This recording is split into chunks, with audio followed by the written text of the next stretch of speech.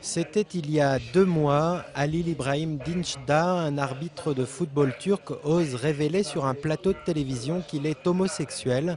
Un coming out rarissime en Turquie et qui va lui coûter sa licence d'arbitre. Mais Halil İbrahim ne regrette rien.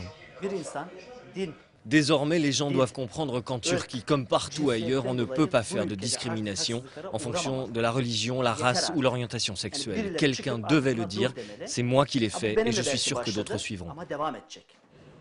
Devant le tollé, l'arbitre déchu a préféré quitter sa ville conservatrice de Trabzon pour se réfugier dans l'anonymat d'Istanbul et tenter de convaincre la presse de la nécessité de changer les mentalités dans un pays où l'homosexualité ne passe pas toujours.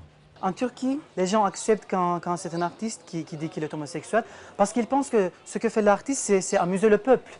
Et les homosexuels sont des gens très amusants, tu sais, bon, pour eux ça va. Mais quand c'est un homme de la rue qui dit qu'il est homosexuel, là le problème commence. Parce qu'il comprend que ça vient de plus en plus proche.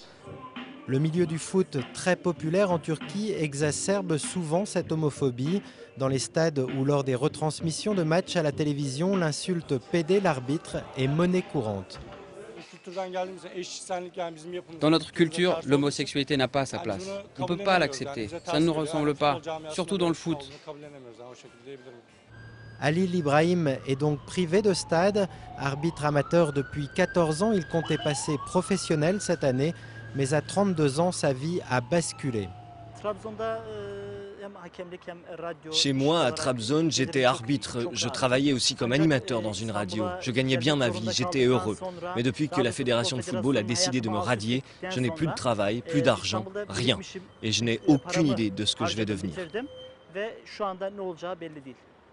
La fédération turque de football a de son côté mis en doute les capacités professionnelles de l'arbitre gay. Mais Halil İbrahim ne veut rien lâcher et il se dit prêt à porter l'affaire devant la Cour européenne des droits de l'homme.